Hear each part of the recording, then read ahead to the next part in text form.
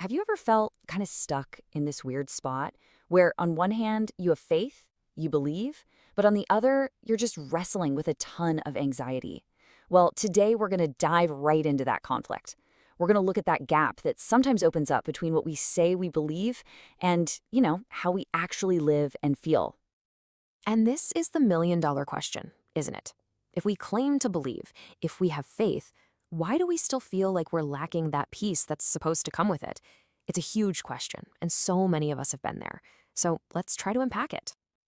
And this leads us right into what we're calling a believer's paradox. This really gets to the heart of a struggle that, honestly, countless people of faith deal with every single day. I mean, does any of this sound familiar? You're stressed, you're anxious, maybe you're losing sleep. Our source material points out that for a lot of believers, their daily experience isn't all that different from anyone else's when it comes to worry. And that disconnect, man, it can be super confusing. And that's really the core of it. It's this gap between what we know in our heads, what we say we believe, and what we're actually feeling in our gut day in and day out. It's not always a crisis of faith, but it sure can feel like a crisis of feeling. So what's going on here? Where does this all come from? Well, that brings us to our next section where we're going to look at a foundational promise and, well, the catch that comes along with it.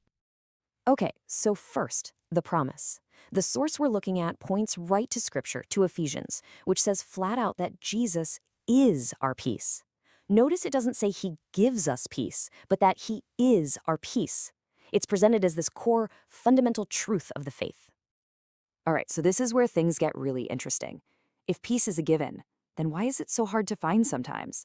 Why isn't it just our default setting? The source suggests there's a condition, a piece of the puzzle that we might be completely missing. And here it is. This is the catch, right out of Philippians, and it's all in those three little words, put into practice. See, this isn't about just nodding along or agreeing with an idea. It's about action. This single phrase completely changes the game from belief as a thing you have to believing as a thing you do. And this idea of practice leads us right to the main diagnosis from our source. We're calling it the action gap. You know, that space between knowing what you're supposed to do and actually doing it.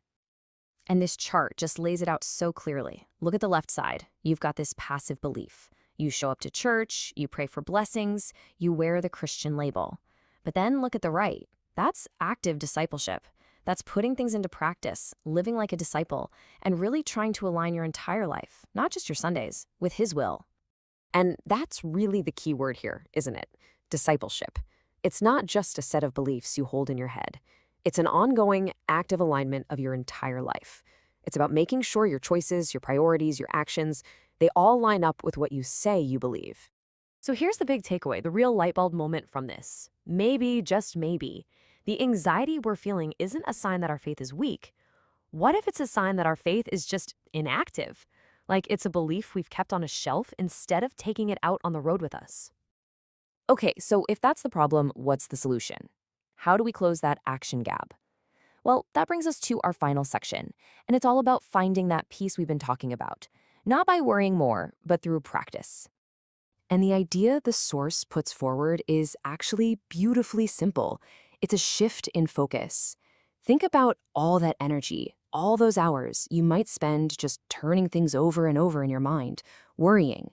What if you could just redirect that energy from worrying to serving? And this is the thought that really ties it all together. Maybe peace isn't a passive thing we just wait to receive.